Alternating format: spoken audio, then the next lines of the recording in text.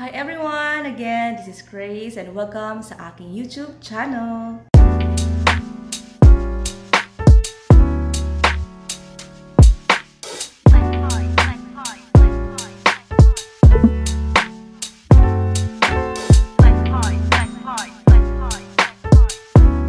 So last time ay shinare ko sa inyo kung paano mag-activate ng ating SPayLater and then kung paano mag-order gamit ang SPayLater. So for today's video naman ay share ko sa inyo kung paano magbayad or bayaran ang ating in-order sa Shopee gamit ang SPayLater. So sa mga hindi pa nakapag-activate ng SPayLater dyan, meron po tayong video sa description box at panoorin nyo na lang po kung paano natin siya i-activate.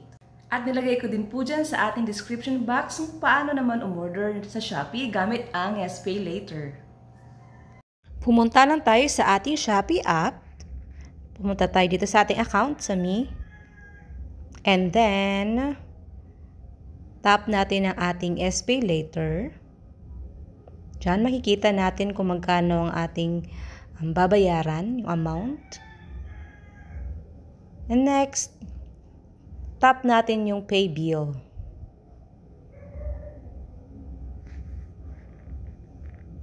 Yan. And then, tap pay now. Yan. So, may option dyan kung anong mode of payment nyo, kung through GCash, sa 7-Eleven. So, ang ginamit ko dito ay GCash. So, sa pag-proceed mo, ito po yung lalabas, email verification, and tap natin itong pay. And then, yan, automatic siyang kukonekta sa ating GCash account. And then, login lang tayo sa ating GCash. And after that, maghihingi si GCash ng 6-digit authentication code. At ayan, magsasend si GCash sa yun ng 6-digit authentication code at yun naman ang ating ilalagay doon.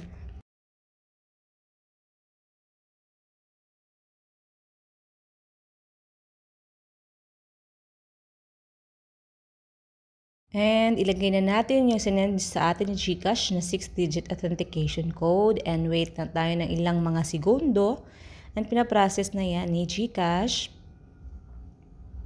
And then after ilalabas na yan, yun maglalagin na tayo ulit sa GCash and then yan, tap pay ito sa pinakababa.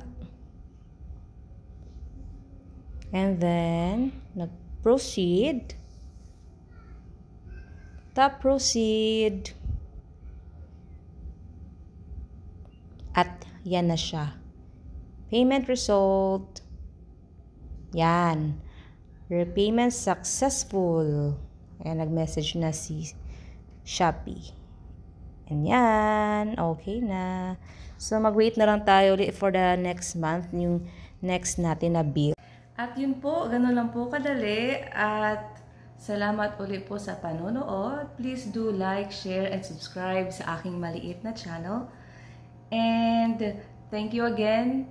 And see you on my next one. Bye!